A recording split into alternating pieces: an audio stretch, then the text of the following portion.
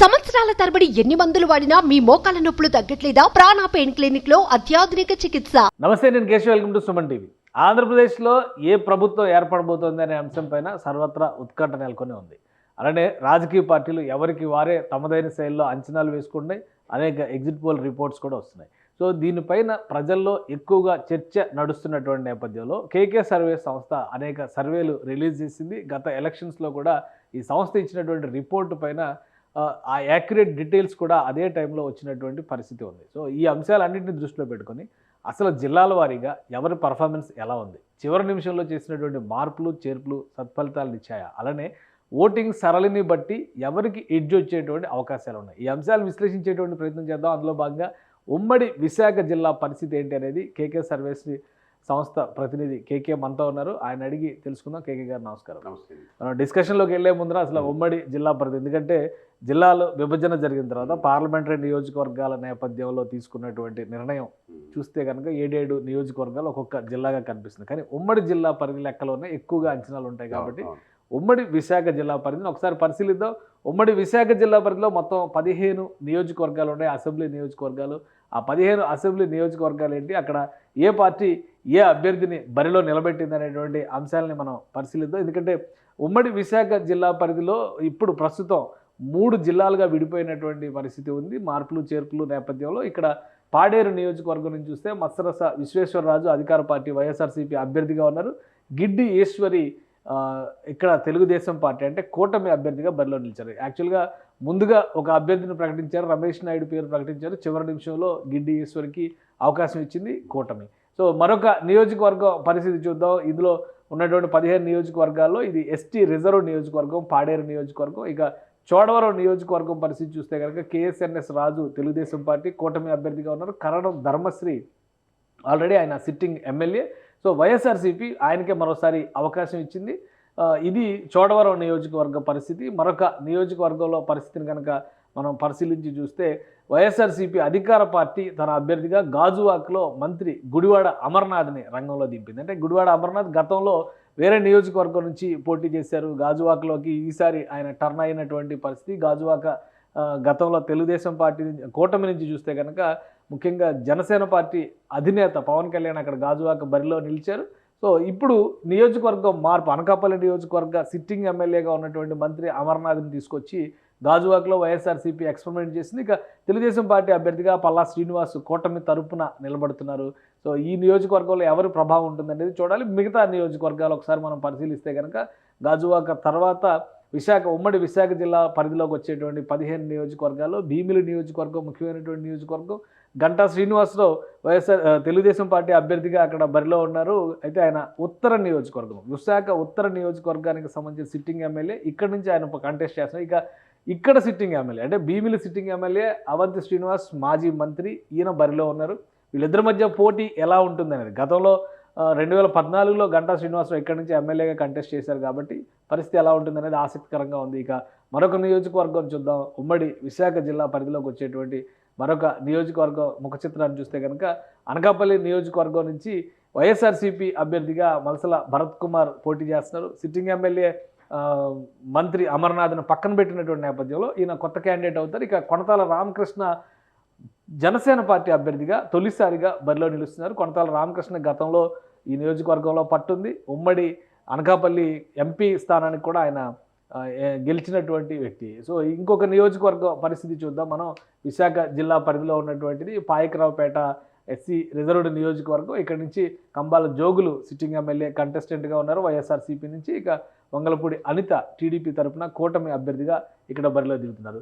మరొక నియోజకవర్గం పరిస్థితిని మనం పరిశీలించి చూస్తే కనుక ఉమ్మడి విశాఖ జిల్లాలో నర్సీపట్నం నియోజకవర్గం ఉమాశంకర్ గణేష్ సిట్టింగ్ ఎమ్మెల్యే, ఆయనకి ప్రత్యర్థిగా చింతకాయల అయ్యన్న పాత్రుడు బరిలో దిగారు. ఆయన గతంలో అక్కడి నుంచి రిప్రజెంట్ చేశారు, మంత్రిగా కూడా తెలుగుదేశం పార్టీ గవర్నమెంట్లో రిప్రజెంట్ చేశారు. మరొక నియోజకవర్గం పరిస్థితి చూద్దాం. మొత్తం 15 నియోజకవర్గాల్లో పెందుర్తి నియోజకవర్గాన్ని చూస్తే కనుక అదీప్ రాజు సిట్టింగ్ ఎమ్మెల్యే వైఎస్ఆర్సీపీ అభ్యర్థిగా బరిలో ఉన్నారు. పంచకర్ల రమేష్ బాబు జనసేన పార్టీ అభ్యర్థిగా బరిలో నిలిచారు. గతంలో ఆయన ఇక్కడి నుంచి ప్రజారాజ్యం పార్టీ నుంచి గెలుపొందినటువంటి ట్రాక్ రికార్డు కూడా ఉంది. ఇక మరో నియోజకవర్గం పరిస్థితి చూద్దాం. అంటే ఈ పరిధిలో చూస్తే ఇప్పుడు 2 జనసేనకు సంబంధించినటువంటి అభ్యర్థులు ఉన్నారు. బీజేపీ అభ్యర్థిగా అరకు లోయ కాన్స్టిట్యున్సీకి సంబంధించి పంగి రాజారావు బరిలో దిగుతున్నారు. అక్కడ రేగం మత్స్యలింగం బరిలో దిగారు వైఎస్ఆర్సీపీ అభ్యర్థిగా. ఇది అరకులోయ ఎస్టీ రిజర్వ్డ్ నియోజకవర్గం. మరొక నియోజకవర్గం పరిస్థితి చూస్తే కనుక ఉమ్మడి విశాఖ జిల్లా పరిధిలో అంటే 2 ఎస్టీ 2 ఎస్సీ నియోజకవర్గాలు కనిపించినాయి మనకి. ఇందులో మరొక నియోజకవర్గం పరిస్థితి చూస్తే ఉమ్మడి విశాఖ జిల్లాలో ఉన్నటువంటి 15 నియోజకవర్గాల లెక్కలో చూసినప్పుడు మాడుగుల నియోజకవర్గం చివరి నిమిషంలో ఇక్కడ కూడా అభ్యర్థుల మార్పు అనేది జరిగింది. ఈర్లి అనురాధ ఇక్కడ నుంచి బరిలో దిగారు. వాస్తవానికి ఇక్కడ నుంచి బూడి ముత్యాల నాయుడు సిట్టింగ్ ఎమ్మెల్యే, ఆయన మరోసారి బరిలో దిగుతారని అందరూ ఆశించారు. అలానే టికెట్ కూడా అనౌన్స్ చేశారు. చివరి నిమిషంలో అనకాపల్లి ఎంపీ క్యాండిడేట్గా ఆయన డిసైడ్ చేశారు. ఇక తెలుగుదేశం పార్టీ అభ్యర్థిగా బండారు సత్యనారాయణ మూర్తి చివరి నిమిషంలో, యాక్చువల్గా పైలా ప్రసాద్కి ముందు టికెట్ అనౌన్స్ చేశారు. చివరి నిమిషంలో తెలుగుదేశం పార్టీ కూడా కూటమి అభ్యర్థిత్వాన్ని మార్చినటువంటి పరిస్థితి ఉంది. ఇక మరొక నియోజకవర్గం ఉమ్మడి విశాఖ జిల్లా పరిధిలోకి వచ్చినటువంటి నియోజకవర్గాన్ని చూద్దాం. విశాఖపట్నం ఈస్ట్ నియోజకవర్గం వెలగపూడి రామకృష్ణ బాబు ఇక్కడ సిట్టింగ్ ఎమ్మెల్యే, తెలుగుదేశం పార్టీ అభ్యర్థిగా మరొకసారి ఆయన బరిలో నిలుస్తున్నారు. ఇక ఎంఈవి సత్యనారాయణ విశాఖ ఎంపీగా ఉన్నటువంటి నాయకుడు ఈ వైఎస్ఆర్సీపీ నుంచి ఈసారి ఎమ్మెల్యేగా బరిలో దిగుతున్నారు విశాఖ ఈస్ట్ నుంచి. ఇక మరొక నియోజకవర్గం పరిస్థితిని కూడా మనం ఉమ్మడి విశాఖ జిల్లాలో పరిశీలిస్తే విశాఖ నార్త్కి సంబంధించి తెలుగుదేశం పార్టీకి సంబంధించినటువంటి గంటా శ్రీనివాసరావు సిట్టింగ్ ఎమ్మెల్యే, కానీ బీజేపీ కోటాలోకి మిత్రపక్షానికి ఈ సీట్ వెళ్ళింది. విష్ణుకుమార్ రాజు 2014లో ఇక్కడ ఎమ్మెల్యేగా రిప్రజెంట్ చేశారు. మరోసారి ఆయన అదృష్టాన్ని పరీక్షించుకున్నారు. ఇక కన్నపరాజు లాస్ట్ టైం ఆయన కంటెస్ట్ చేసి ఓడిపోయారు. మరొకసారి వైఎస్ఆర్సీపీ అభ్యర్థిగా విశాఖ నార్త్ నుంచి బరిలో దిగుతున్నారు. ఇక మరొక నియోజకవర్గం ఉమ్మడి విశాఖ జిల్లా పరిధిలో మనం చూస్తే విశాఖ సౌత్, ఇక్కడ వంశీకృష్ణ యాదవ్ జనసేన పార్టీ అభ్యర్థిగా దిగుతున్నారు. ఎమ్మెల్సీగా వైఎస్ఆర్సీపీ నుంచి ఉన్నటువంటి వ్యక్తి చివరి నిమిషంలో పార్టీ మారి జనసేన అభ్యర్థిగా దిగారు. అలానే వాసుపల్లి గణేష్ ఇక్కడ సిట్టింగ్ ఎమ్మెల్యే, అయితే తెలుగుదేశం పార్టీ నుంచి ఎలక్ట్ అయినటువంటి ఎమ్మెల్యే, ఇప్పుడు వైఎస్ఆర్సీపీ అభ్యర్థిగా విశాఖ సౌత్లో బరిలో నిలుస్తున్నారు. ఇక మరొక నియోజకవర్గం ఉమ్మడి విశాఖ జిల్లాలో ఉన్నటువంటి నియోజకవర్గం పరిస్థితి చూస్తే విశాఖ వెస్ట్. సో విశాఖ వెస్ట్లో గణబాబు తెలుగుదేశం పార్టీ అభ్యర్థిగా బరిలో నిలుస్తున్నారు. అడారి ఆనంద్ ఇక్కడ బరిలో నిలుస్తున్నటువంటి పరిస్థితి. ఇది ఓవరాల్గా విశాఖ జిల్లాలో ఉన్నటువంటి నియోజకవర్గాల ముఖ చిత్రం. మొత్తం 15 నియోజకవర్గాలు ఉమ్మడి విశాఖ జిల్లాలో ఉన్నటువంటి పరిస్థితి. ఇంకా యలమంచిలి నియోజకవర్గం, ఈ నియోజకవర్గం పరిస్థితి చూస్తే కనుక సుందరం విజయ్ జనసేన పార్టీ నుంచి బరిలో దిగుతున్నారు. గతంలో కూడా ఆయనే కంటెస్ట్ చేశారు. అలానే కన్నబాబు రాజు సిట్టింగ్ ఎమ్మెల్యే యలమంచిలి నుంచి వైఎస్ఆర్సీపీ అభ్యర్థి, ఆయన బరిలో దిగుతున్నారు. సో వీళ్ళిద్దరి మధ్య పోటీ ఏ విధంగా ఉంటుంది? కూటమి అభ్యర్థిగా మొదటిసారిగా దిగుతున్నారు కాబట్టి యలమంచిలి నుంచి సుందరం విజయ్కి ఎడ్జ్ లభిస్తుందా లేదా అనేది కూడా మనం విశ్లేషించవలసింది. కేకే గారు మీరు చెప్పండి, మొత్తం 15 నియోజకవర్గాలు, ఇందులో రూరల్, అర్బన్ ప్లస్ కొంత గిరిజన ప్రాంతాలు, అంటే ఇప్పుడు గిరిజన సీటుగా అరకు లోయలోకి వచ్చి అరకు ఎంపీసీ పరిధిలోకి వచ్చేటువంటి సీట్స్ కూడా ఉన్నాయి. So different combinations. 100% ఈసారి ఉమ్మడి విశాఖ జిల్లా ముఖ చిత్రం ఎలా ఉండబోతుంది? అంటే దీనికి విశాఖపట్నంకి మీరు అడిగే డీటెయిల్స్ పోయే ముందర ఆల్రెడీ ఈరోజు లేటెస్ట్ న్యూస్ మీరు అప్డేట్ చూసే ఉంటారు. విశాఖపట్నంలో హోటల్స్ బుక్ చేసుకుంటున్నారు వైఎస్ఆర్సీపీ వాళ్ళు. అంటే ప్రమాణ స్వీకారం జగన్మోహన్ రెడ్డి గారు అక్కడి నుంచి అనేటువంటి అనౌన్స్మెంట్ చేశారు కాబట్టి 9వ తేదీ అని ముహూర్తాలు పెట్టుకున్నారు. బొత్స గారు ప్లేస్ కూడా ఎక్కడ ఉన్నది వెరిఫై చేస్తున్నారు. అన్ని హోటల్స్ అన్ని ఆ రోజు 9వ తారీఖుకి ప్లాన్ చేసుకొని బుక్ చేసుకుంటున్నారు. So okay, all the best వాళ్ళకి చెప్పొచ్చు. మనం ఎవరు ప్రయత్నం చేసుకోవడం తప్పలేదు. కానీ విశాఖపట్నంలో ప్రీపోల్ అంటే ఎలక్షన్స్ ముందు మనం గంటాపదంగా చెప్పిన విషయం ఏంటంటే సార్, ఓవరాల్గా ఉన్నటువంటి 15 నియోజకవర్గాల్లో 11 నియోజకవర్గాలు ఖచ్చితంగా కూటమి గెలుచుకుంటుంది. అందులో తిరుగులేదు. 15లో 11 ఖచ్చితంగా గెలుచుకుంటుంది. కేవలం ఒక్క నియోజకవర్గం మాత్రమే కాన్ఫిడెంట్గా ఇది వైఎస్ఆర్సీపీ గెలుచుకుంటుందన్న నియోజకవర్గం ఓవరాల్గా ఒక్కటి మాత్రమే కనపడింది మనకు. ఏంటి అది చాలా పెద్ద నంబర్ మీరు చెప్తుంది. అంటే 15 సీట్లలో ఒకే ఒక్కటి వైఎస్ఆర్సీపీ అంటే లాస్ట్ టైం అఫ్కోర్స్ అంత వేవ్ నడిచిన సమయంలో కూడా ఉమ్మడి విశాఖ జిల్లాలో 4 సీట్లు తెలుగుదేశం పార్టీ గెలుచుకున్నటువంటి, ముఖ్యంగా కోర్ సిటీ ఏరియా అంతా కూడా తెలుగుదేశం పార్టీ గెలుచుకుంది. కానీ ఇన్ని సీట్లలో పైగా మీకు ఎస్సీ రిజర్వ్డ్, ఎస్టీ రిజర్వ్డ్ ఈ కాన్స్టిట్యున్సీలు కూడా ఉన్నాయి. సో అలాంటి చోట్ల ఒకే ఒక్క సీటు కాన్ఫిడెంట్గా చెప్పాను సార్. మిగతా 3 చోట్ల టఫ్ ఫైట్లు ఉందని. ఇప్పుడు మీ విక్టరీ అంటే వి ఫర్ విశాఖలో తీసుకున్నాం అనుకోండి, అంటే వి ఫర్ విశాఖ తీసుకుంటే ఇప్పుడు మనకు 1 సీట్ కన్ఫామ్ అన్నాం కదండి. ఇప్పుడు మేము ఈ టైట్ ఫైట్లే వెరిఫై చేస్తున్నాం. మేము కన్ఫామ్ సీట్స్ అనేది ఏదైతే చెప్పామో 97 స్థానాలు ఓవరాల్గా ఎలక్షన్స్ ముందు వరకు, దాంట్లో ఒక్క స్థానం కూడా తీయడానికి మేము ఇష్టపడలేదు. మేము ఎంత అబ్జర్వ్ చేసినా రావట్లేదు. కానీ ఈ కన్ఫామ్ సీట్ల నుంచి ఓకే, బట్ టఫ్ ఫైట్లో 55 చెప్పిన దాంట్లో దీంట్లో కూడా 3 సీట్లు ఉన్నాయి. ఇప్పుడు విశాఖ నుంచి కూడా 3 సీట్లు వస్తున్నాయి కదా. ఈ 3 సీట్లు ఒక్కటన్నా వస్తుందా రాదా, వి ఫర్ విక్టరీలో ఒక్క సీట్కి ఆగిపోద్దా, ఇంకొక సీట్ యాడ్ అవుద్దా అన్న దాంట్లో టైట్లో ఆలోచిస్తున్నాం వైసీపీకి. ఒకే ఒక సీటు. ఒకే ఒక సీట్ ఇంకో సీట్ యాడ్ అవుద్దా లేదనేది ఈ టైట్ ఫైట్లు వెరిఫై చేసిన దాంట్లో ఎందుకంటే 1వ తారీఖు సాయంత్రం 5 గంటలకు మనం కాన్ఫిడెంట్గా చెప్పాలి కాబట్టి ఘంటాపథంగా నెంబరు ఆ ఒక్క సీట్ ఎట్టేయాలి యాడ్ చేయాలని ఆలోచిస్తూ. కానీ ఏంటి ఏ అంశాలు ఉమ్మడి విశాఖ జిల్లాలో కూటమికి అనుకూలంగా డ్రైవ్ అయ్యి ఉంటాయి? ఎందుకంటే విశాఖ రాజధాని అన్నారు, సో ఎక్కువ హోప్ పెట్టుకుంది అందుకు. ఎగ్జిక్యూటివ్ క్యాపిటల్ అని పదే పదే అనౌన్స్ చేశారు. చట్టపరంగా అసాధ్యమైనటువంటి అంశం, ఎందుకంటే చాలా మార్పులు చేస్తే గానీ ఆ నిర్ణయం అమలు చేయడం సాధ్యం కాదు. అలాంటిది అక్కడ ఆల్రెడీ భవనాలు కట్టారు, ఒక ఇండికేషన్ ఇచ్చారు. రెండోది ఎంటర్ప్రెన్యూర్షిప్ పరంగా కానీ బిజినెస్ పరంగా కానీ విశాఖను ఒక హెడ్ క్వార్టర్గా చేస్తామని అక్కడ సమ్మిట్స్ కూడా ఆర్గనైజ్ చేశారు. మూడోది మంత్రులుగా ఉన్నటువంటి నాయకులు వీళ్ళందరూ కూడా చాలా ఫోకస్డ్గా ఉన్నటువంటి పరిస్థితి ఉంది.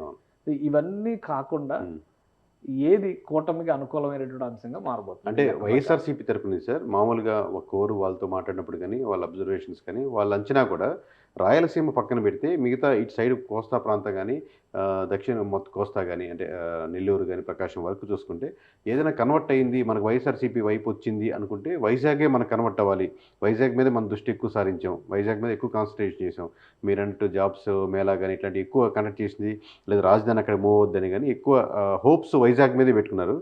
బట్ మీరు ఇంకా వైజాగ్తో పాటు శ్రీకాకుళం, విజయనగరం, వైజాగ్ 3 కలుపుకుని ఉత్తరాంధ్ర మనం డివైడ్ చేసుకుంటాం ఉమ్మడిగా.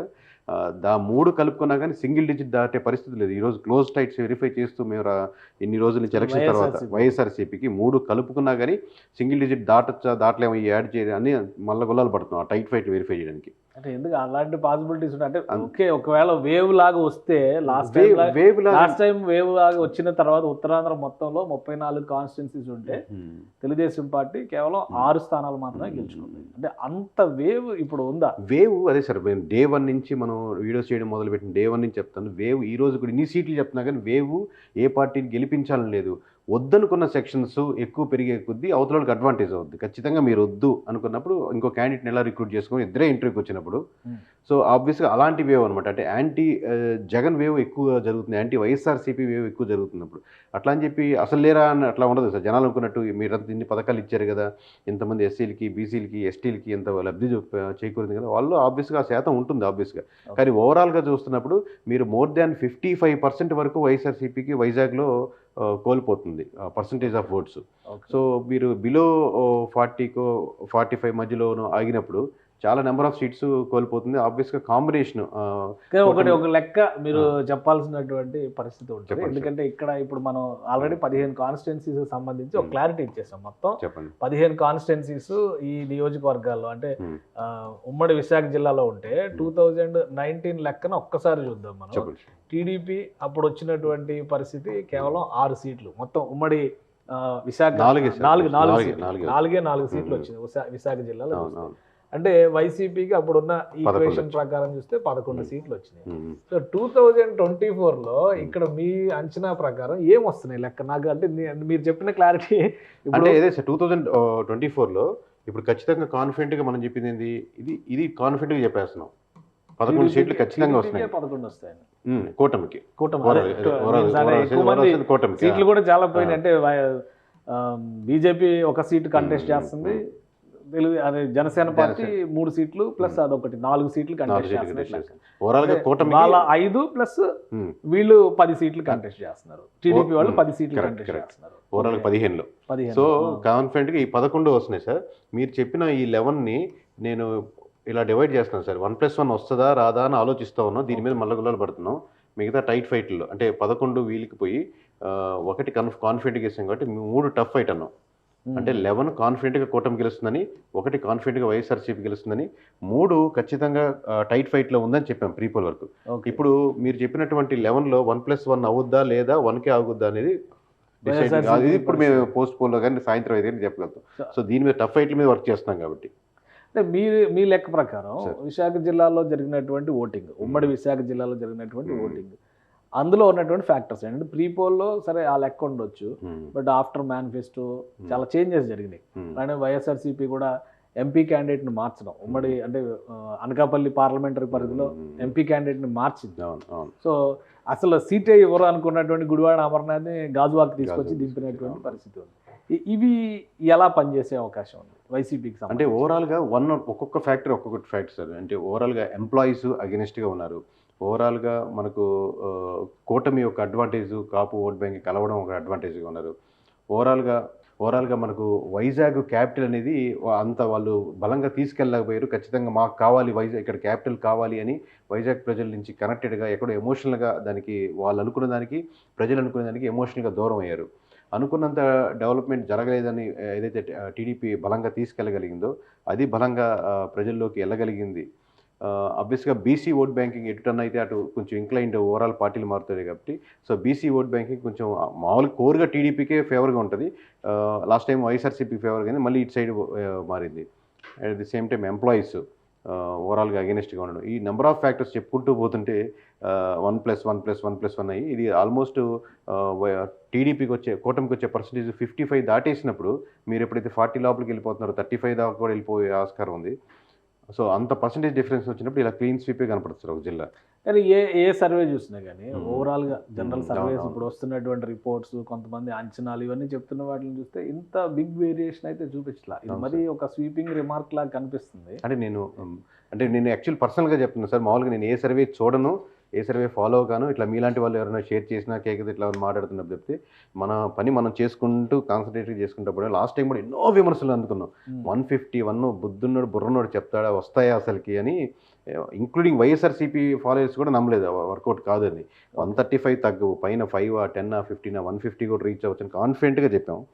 సుమన్ టీవీలోనే మన నెంబర్ ఆఫ్ వీడియోస్ చేసినప్పుడు నెంబర్ ఆఫ్ ట్రోల్స్ చేశారు మనల్ని. సో అది పట్టించుకోవట్లేదు మనం. అట్లాగే తర్వాత వాళ్ళు ట్రోల్ చేసిన వల్లే మనల్ని వచ్చి అభినందించి అది వాళ్ళు సపోర్ట్ అందించారు. సో అదేవిధంగా ఇప్పుడు మనం కాన్ఫిడెంట్గా చేసుకుంటూ పోతున్నాం. ఈ నెంబర్తో మనం 100% వీఆర్ కాన్ఫిడెంట్ సార్. అదేదో ఇంకోటి ఏంటంటే మనం సేల్స్ పర్పస్ కోసం ఎవరైనా నియోజకవర్గంలో ఎమ్మెల్యేకి వర్కౌట్ అయితే యూజ్ అవుద్దని విలేజ్ వారీగా చేసే రిపోర్ట్ సేల్స్ కోసం, కానీ ప్రేక్షకులు మనల్ని పొందేదానికి చేసిన సర్వేలు కాదు ఆబ్వియస్గా. ఓకే అంటే మీరు ప్యూర్ ప్రొఫెషనల్గా వెళ్ళారని అంటున్నారు, కానీ నంబర్స్ వైజ్ గా చూసినప్పుడు ఎక్స్ట్రీమ్ గా కనిపిస్తున్నట్టుగా పర్సెంటేజ్ మారిపోయినప్పుడు మీకు అలా అనిపిస్తుంది సార్. ఓవరాల్ లాస్ట్ టైం 11 వచ్చాయి కదా, ఒక 4 ఓడిపోయినా 6 గెలుస్తుంది కదా, సుగమన్నా గెలవాలి కదా అన్నట్టు అనిపిస్తుంది. అలా ఉండదు సార్ మామూలు. ఒకసారి ఒక పర్సెంటేజ్ ఆఫ్ పెరిగిపోయినప్పుడు ఒక 2 డిగ్రీలు పెరిగినా ఎండ మీరు బయటికి వెళ్ళలేరు. ఓకే అట్లాగే. సో ఇంకొకటి ఇందులో ఇంపార్టెంట్ ఫ్యాక్టర్, జనసేన బీజేపీ ఒక 5 సీట్లు వాళ్ళ షేర్లోకి వెళ్ళిపోయినాయి ఉమ్మడి విశాఖ జిల్లాలో. వాటి పరిస్థితి ఎలా ఉంది? వాటి పరిస్థితి వల్ల ఇప్పుడు బీజేపీ లేకపోతే క్లీన్ స్వీప్ కూడా చేసిండే సార్ మామూలుగా వైజాగ్. ఓకే వైజాగ్ మీరు అలా చెప్పుకునే ఒక్క సీట్ అన్నాం కదా, ఆ ఒక్క సీట్ కూడా ఉండేది కాదు అంటున్నాను. ఫర్ ఎగ్జాంపుల్ ఆ సీట్ పేరు పక్కన పెడితే, అంటే ఆల్రెడీ చెప్పాం ఇంతకుముందు అరకు సీటు ప్రీపోల్ ముందు కూడా చెప్పాం. లెస్టర్ అక్కడ కూటమి కానీ పోటీ చేస్తుంటే వైజాగ్ క్లీన్ స్వీప్గా ఉండుండేది. ఓకే ఆబ్వియస్ బీజేపీ ఆడడం వల్ల నెంబర్ ఆఫ్ అడ్వాంటేజ్ ఉన్నాయి ఆర్గనైజేషన్. అరకు వరకు చెప్తున్నాను అట్లాగే. సో ఇప్పుడు దీనికి మీరు 1వ తారీఖు రివీల్ చేస్తానంటున్నటువంటి డేటాకి వేరియేషన్ ఏ విధంగా చూడండి? ఖచ్చితంగా భారీ చేంజెస్ ఉంటాయి సార్. మామూలుగా చాలా షాకింగ్గా ఒక సింగిల్ నెంబర్ మీద రాబోతున్నాం. ఒకే నెంబర్, ఏ సర్వే కంపెనీ ఇప్పటి వరకు చెప్పినటువంటి బాటలు చెప్తారు. అంటే 50 నుంచి 60 వస్తాయి, 60 నుంచి 70 వస్తాయి, 120 నుంచి 130, ఇట్లా 10 or 15 రేంజ్ చెప్తారు. అలా కాకుండా దేశ చరిత్రలోనే ఏ సర్వే కంపెనీ చెప్పలేనటువంటి నెంబర్ ఒక సింగిల్ నెంబరే చెప్పబోతున్నాం. కూటమికి ఇదంటే ఇదే, వైఎస్ఆర్సీపీకి, బీజేపీకి, జనసేన ఇదంటే ఇదే, ప్లస్ మైనస్ లేవు. రైట్. సో అభ్యర్థుల వారికి కూడా మనం అనలైజ్ అభ్యర్థుల వారికి చెప్తాం సార్. ఇప్పుడు చెప్తే ఓపెన్ అప్ అయిపోద్ది, చెప్పకూడదు కాబట్టి ఆ రోజు ఆపుతున్నాం సార్. Okay, thank you. తెలియజేసినందుకు. ఇది విశాఖ జిల్లాలో ఉన్నటువంటి పరిస్థితి. ప్రీపోల్ సర్వే ప్రకారం చూస్తే కనుక లాస్ట్ టైం వచ్చినటువంటి రిజల్ట్ ఈసారి రివర్స్ అవుతుందనేటువంటి అంచనాలు ఉన్నాయి. కానీ టఫ్ ఫైట్లో ఉన్నటువంటి 3 సీట్ల పరిస్థితి ఏంటనేది క్లారిటీ ఇవ్వలేం కాబట్టి ప్రస్తుతానికి ప్రీపోల్ సర్వే వరకు దీనికి కన్ఫైన్ అయితే, ఎగ్జిట్ పోల్ రిపోర్ట్స్ ఇచ్చేటువంటి డెడ్ లైన్ 1వ తేదీ తర్వాత మరింత స్పష్టమైనటువంటి ఫిగర్ ఇస్తాననేటువంటి మాట కేకే చెప్తున్నారు. ఈ సర్వే డేటా మొత్తం కూడా గ్రౌండ్కి వెళ్ళి ముఖ్యంగా విలేజ్ టు విలేజ్ డేటా తీసుకోవడం ద్వారానే మేము చేసామనే గ్యారంటీ కేకే ఇస్తున్నారు. సో ఇది ప్రస్తుతం ఆంధ్రప్రదేశ్లో ఉన్నటువంటి ఎన్నికల ఫలితాల మీద యాంగ్జైటీని దృష్టిలో పెట్టుకొని, అలానే వివిధ రకాల సర్వేలు వస్తున్నటువంటి తీరు, అలానే క్రెడిబుల్ సర్వేస్కి ఉండేటువంటి రీసెర్చ్ ఎంత డెప్త్లో ఉంటుందనే విషయాల్ని ప్రజల దృష్టికి, ప్రేక్షకుల దృష్టికి తీసుకొచ్చే ప్రయత్నంలో భాగంగానే సుమన్ టీవీ ఈ రిపోర్ట్ అందిస్తుంది. ఉమ్మడి విశాఖ జిల్లాలో ఇలా ఉండొచ్చు అనేది కేకే సర్వే అభిప్రాయం. సో ఇది special discussion. Keep watching. Suman టీవీలో మీ పర్సనల్ అండ్ బిజినెస్ ప్రమోషన్స్ కోసం కింది నెంబర్కి కాంటాక్ట్ చేయండి.